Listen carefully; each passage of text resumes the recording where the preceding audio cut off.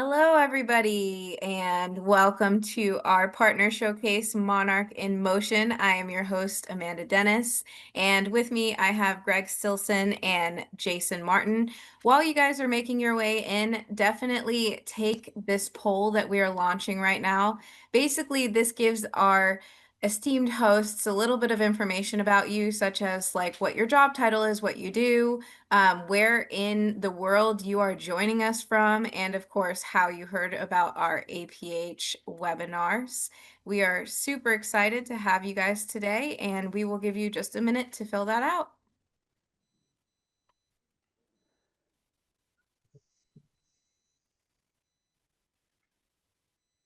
And then once you guys are finished, of course, we'll go over some of this information so you guys know who's joining you. And for our participants, you guys have a little bit of information about some of the other people who are joining as well.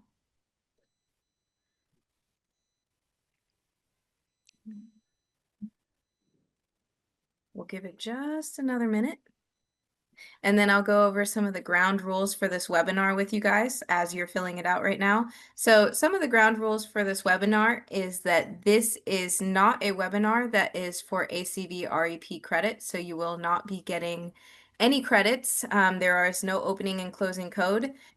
We do have closed captioning available for this webinar, as you probably can see if you need that. And then the last thing is that any questions that you have, please type them in the chat and we will get to them either periodically through the webinar or at the end when we are doing questions. All right, I'm going to end this poll right now and we will go over some of the results. So it looks like the first question is, what is your job title? And it looks like we have about 40% of people who are teachers of students with visual impairments or TSVIs, TVIs. So we have some orientation and mobility specialists, some assistive technology specialists, and then we have some people who are joining us from college faculty or state administration, paraprofessionals, and of course we have some others. So welcome everybody. We're super excited to have you. We also have a really good mix of people from around the country. We have some people joining us from the Northeast. We have about 19% from the Southeast, 16 from the Northwest, and 16% from the Southwest. And then, of course, we do have a lot of Midwest representation with 26%. We also have one of our hosts here representing the Midwest. And then, of course, we have some from US territories. We have about 6% from Canada, Australia, New Zealand, and then, of course, we have some people from Europe here. So, everybody, you are so welcome. And, of course, most people found out about this webinar through our APH emails. So I'm going to kick this off. I'm going to give this over to our hosts, Greg Stilson and Jason Martin, and they're going to introduce themselves and go ahead with the webinar. Awesome. Thanks so much, Amanda. And thanks everybody for joining. I am going to kick this off. Just a brief introduction of myself. I lead our global technology innovation team here at American Printing House for the Blind. I've been here for about 5 years now, and I live here in Madison, Wisconsin. I work remotely for APH. When I'm not traveling, I'm home with my two kids and wife, and yeah. So also with me is Jason. Jason, you want to introduce yourself? Sure, Greg. I'm Jason Martin. I'm a technical innovations product manager on Greg's team, and I've been with the American Printing House for the Blind for about 2 years. I'm a teacher of the visually impaired and a caddis, always at heart, Greg, even though I'm a product manager now. And I've been working on several Monarch projects, including Wing It. Sounds great. So I'll start just by what is the Global Technology and Innovation Department we have here. So we're sort of a three departments within one. So we have technical product managers like Jason is. I'm a product manager by trade as well. And we have one more called Willow or named Willow Free. And along with that, we have quality assurance analysts. We have three of those, along with about 10 software engineers. So our team builds apps and features and experiences for iOS, for Android, for PC and Mac, along with now the Monarch as another platform. So very excited that you're all here. Just a brief run of show, kind of what we're going to talk through is we'll talk about the Monarch as an overview for those who are not familiar with it. I'll just do a really high level overview. I want to talk a little bit about the upcoming eBraille, which is very close. We will be putting out the final spec tomorrow, actually, so it'll be published live for the world to see, and so it will be official. We're obviously going to continue working on that, but excited to say that eBraille will be a real thing tomorrow, which is very excited. So. And then we're going to talk about our software development kit, or SDK, package, along with some of the apps and demos that we've built and we've got for you as well. So, and we will of course talk about the upcoming multi-line screen reader support with Monarch. So we're going to dive in. So I always start with the problem, which is the overview of why Monarch was created, right? I always tell my team, you have to really fall in love with the why. Why are we doing this? And how can we solve a specific problem? So obviously, for those of you who are TVIs or students, maybe you are a former blind student, as I am, students receive their materials and content far later than their sighted peers. That's been a problem over and over and over ever since I was in school, way too many years ago. The cost of textbook production or material production is exceedingly expensive, right? I always refer back to it, in this picture on the right side of the slide is a student who has an algebra book, and that book is standing on a cart taller than she is, stacked up. So the book is stacked up taller than she is. That algebra book cost over $40,000 to produce and took over 13 months to produce. So, and unfortunately, that is a normal production time for any type of STEM textbook, whether it's at APH or somewhere else. We have limited access to tactile graphics, and we have had limited access as long as I can remember.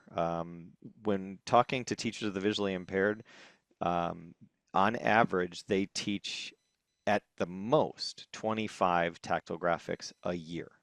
And so I want you to think about that, right? Like that's how many tactile graphics a blind student of theirs gets exposed to in a school year. A sighted person may drive into work and see tactile or see images, hundreds, thousands of images, right, in an hour time frame. So, you know, our students, from a spatial understanding perspective, from a tactile graphic skills perspective, they just have not had the opportunities to build those skills.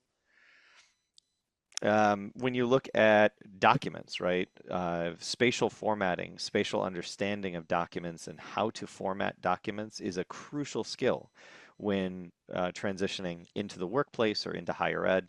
And so when you are reading on, say, a single line Braille display or just listening to a screen reader, you're not gathering any of that spatial understanding that you would receive in reading on either a multi-line tactile display like the Monarch or on paper Braille. And that's really where it's so crucial that we continue to build those skills so that students, when they understand that they have to center something, that it's really centered on the page, or what does right justification mean, that type of thing. And we'll address this a little bit later when we demonstrate the Wing It app, but one of the biggest problems that we've been looking to tackle is, up until this point, there has been very poor impromptu learning options available to us. And so students are either told, if the material hasn't been made accessible, they're just told to wait, or you'll get it later, or we'll get it to you by the end of the day, something like that.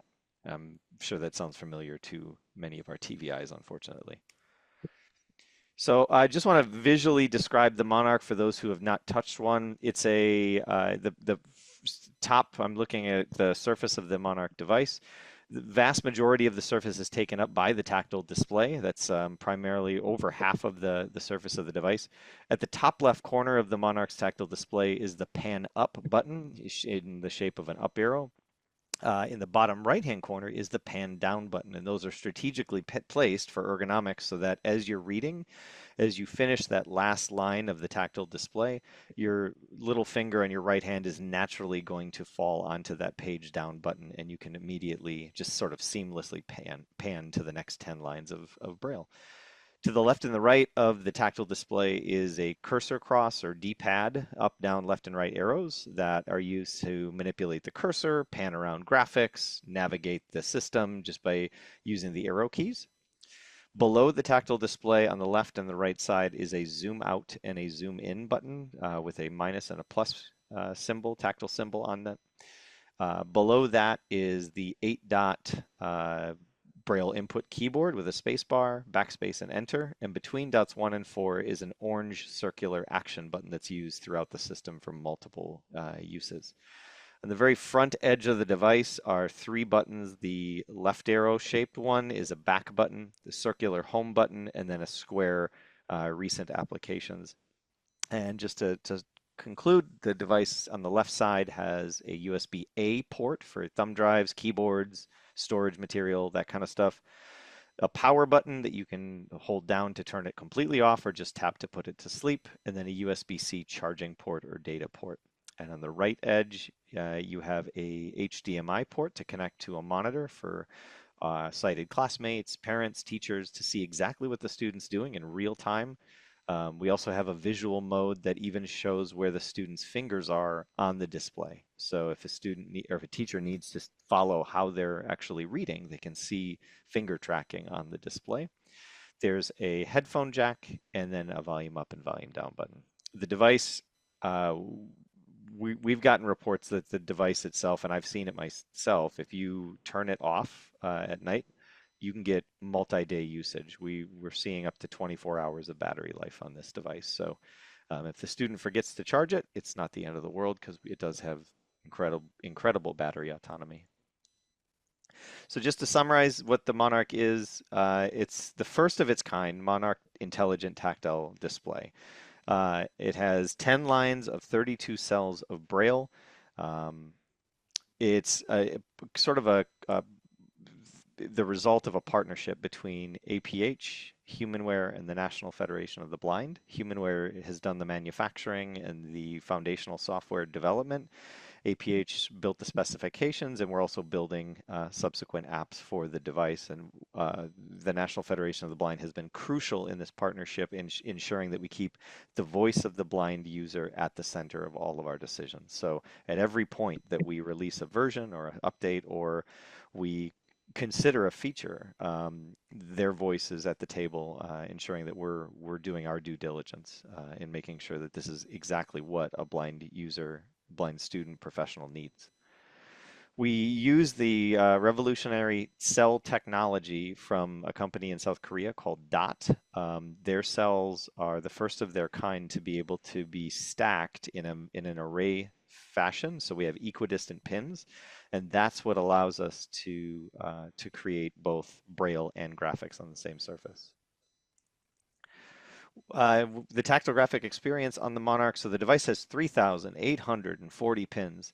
One thing that you will notice is that on the top surface of the device, there is a very, very thin membrane. And at first, it feels weird to use it, but I've gotten many reports that folks forget that it's even there after a while. And the benefit of using the membrane, or the reason why it's there, is when you have so many pins on a display, what's the first thing that usually fails on a Braille display? But you get stuck pins, right?